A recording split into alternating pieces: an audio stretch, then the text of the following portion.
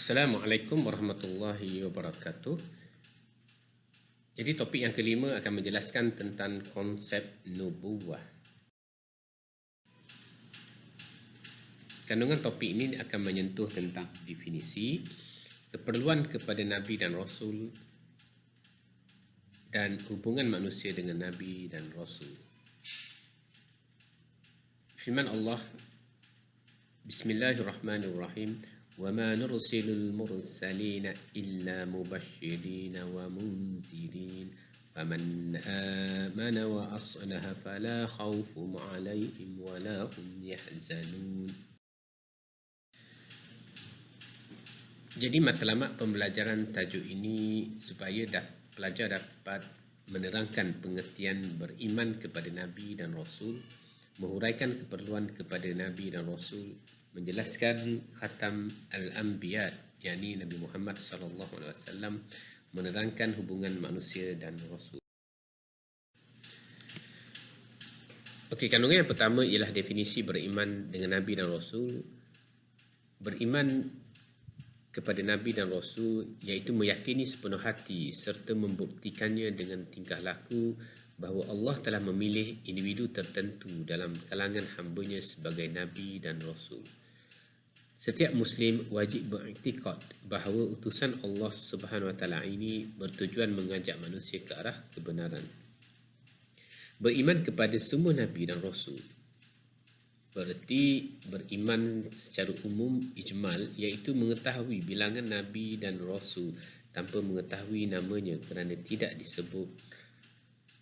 Yang kedua, beriman secara terperinci iaitu tafsili, iaitu Rasul yang disebut namanya dalam Al-Quran satu persatu seramai 25 orang, iaitu daripada Nabi Adam hinggalah Nabi Muhammad SAW. Dan Nabi-Nabi tersebut ialah Nabi Adam, Nabi Idris, Nabi Hud, Nabi Nuh Hud, Nabi Saleh, Nabi Ibrahim, Nabi Lut, Nabi Ismail, Nabi Ishaq, Nabi Yaqub, Nabi Yusuf, Nabi Ayub, Nabi Shu'aib, Nabi Musa, Nabi Harun, Nabi Zulkifli, Nabi Daud, Nabi Sulaiman, Nabi Ilyas, Nabi Ilyasa, Nabi Yunus, Nabi Zakaria, Nabi Yahya, Nabi Isa dan Nabi Muhammad SAW. Firman Allah dalam surah Al-Mu'min, Bismillahirrahmanirrahim. وَلَقَدْ أَرْسَلْنَا رُسُلًا مِّن قَبْلِكَ مِنْهُمْ مَنْ قَصَصْنَا عَلَيْكَ وَمِنْهُمْ مَنْ لَمْ نَقْصُصْ عَلَيْكَ وَمَا كَانَ لِرَسُولٍ أَنْ يَأْتِيَ بِآيَةٍ إِلَّا بِإِذْنِ اللَّهِ فَإِذَا جَاءَ أَمْرُ اللَّهِ قُضِيَ بِالْحَقِّ وَخَسِرَ هُنَالِكَ الْمُبْطِلُونَ. Yang bermaksud, dan demi sesungguhnya kami telah mengutus beberapa rasul sebelummu, di antara mereka ada yang kami ceritakan perihalnya kepadamu dan ada pula di antara yang kami tidak ceritakan kepadamu. Dan tidaklah harus bagi seseorang rasul membawa sesuatu keterangan atau menunjukkan sesuatu mukjizat melainkan dengan izin Allah. Maka janganlah diingkari apa yang dibawa oleh Rasul, kerana apabila datang perintah Allah menimpa azab, diputuskan hukum dengan adil, pada saat itu rugilah orang-orang yang berpegang kepada perkara yang salah.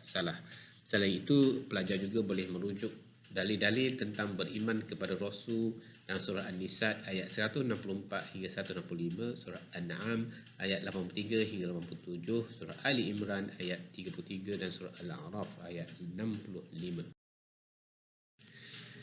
Kenapa kita perlu beriman kepada Nabi dan Rasul?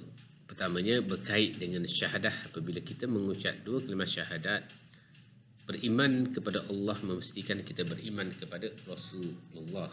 Yang kedua, wujud berkaitan rapat dengan keimanan terhadap keesaan Allah seperti yang terkandung dalam kalimah syahadah. Asyhadu an la ilaha illallah wa asyhadu anna Muhammadar Rasulullah. Aku bersaksi bahawa tiada Tuhan yang disembah melainkan Allah dan Nabi Muhammad itu adalah pesuruh Allah. Yang ketiganya, an-nubuwah, yakni kenabian adalah wasilah tunggal dan teragung untuk mendapat hidayah ilahi, hakikat kebenaran yang menjadi teras kepada kehidupan insan yang sebenar. Ciri-ciri hakikat kenabian. Pertamanya, Nabi dipilih dalam kalangan lelaki yang dipilih oleh Allah Subhanahu Wa Taala. Yang keduanya, keperluan memenuhi fitrah jasmani. Yang ketiga, para nabi memiliki sifat terbaik, yakni sidik, amanah, tabligh, fatanah, selain bersifat ismah, yakni maksum. Yang keempatnya, memiliki mukjizat. Keperluan kepada nabi dan rasul juga keperluan kepada rasul merupakan fitrah semula jadi kepada manusia. Selanjutnya, sebelum kedatangan rasul, alam penuh dengan kesesatan, penyelewengan, kezaliman, huru-hara, pertumpahan darah dan kerosakan akhlak yang memerlukan kepada petunjuk, dan petunjuk itu didatangi oleh seorang nabi atau rasul. Yang ketiganya, sebagai panduan diperlukan untuk memimpin ke jalan kesejahteraan dan kedamaian, menyatupadukan masyarakat dengan persaudaraan dan kasih sayang. Keperluan kepada Nabi dan Rasul. Akal manusia terbatas dan seringkali dipengaruhi oleh nafsu dan kepentingan diri. Hal ini memerlukan kepada bimbingan wahyu. Selanjutnya, akal dan ilmu yang terbatas serta wujud kekeliruan dan keraguan. Keadaan ini menyebabkan manusia memerlukan kepada Rasul untuk menyampaikan dan menunjukkan jalan kebenaran. Keperluan kepada Nabi dan Rasul. Manusia memerlukan Rasul untuk pertamanya mengajar manusia cara beribadah dengan betul. Al-Quran menjelaskan secara umum tentang kaedah-kaedah beribadah, dan ini dijelaskan secara detail oleh hadis-hadis Rasulullah SAW. Yang keduanya, mengajar manusia tentang akidah yang sahih dan benar bagi mencapai kebahagiaan dunia dan di akhirat. Yang ketiga, mendidik manusia dengan akhlak terpuji dan menjauhi akhlak yang keji. Selanjutnya, menunjukkan cara melaksanakan ajaran Islam mengikut syarat dalam kehidupan berkeluarga, jiran, bermasyarakat dan sebagainya. Dan akhir sekali, mendapatkan panduan berdakwah, amal ma'ruf dan nahyul munkar. Hubungan manusia dan Rasul. Rasul ditugaskan untuk menyeru dan mengajak manusia menyembah Allah yang Esa. Tabsyir, yakni menyampaikan khabar gembira kepada manusia tentang pahala dan syurga. Inzar, mengingatkan manusia tentang kemurkaan Allah dan azabnya. Seseorang mukmin wajib beriman sepenuhnya dan meyakini kebenaran semua Rasul. Meyakini mereka adalah maksum, paling sempurna ilmu, akhlak dan amalannya. Walaupun begitu, mereka tidak memiliki sedikit pun ciri-ciri khas ketuhanan. Dan yang terakhir, taat dan patuh kepada mereka. Kesimpulan, para Nabi Allah Subhanahu Wa Taala merupakan manusia yang memiliki sifat tawakal yang sangat tinggi. Mereka juga memiliki akhlak yang sangat mulia, keberanian yang tinggi, iman yang kuat, kemuliaan yang melebihi manusia biasa, serta ketakwaan yang kuat kepada Allah Subhanahu Wa Taala.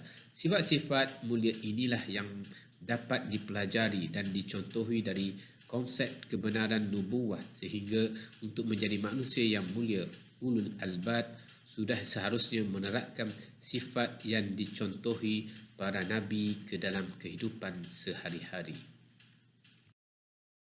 Sekian, terima kasih.